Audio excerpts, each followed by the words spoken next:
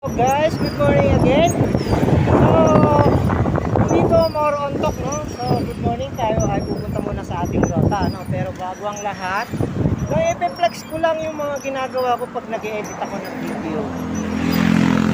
Yes.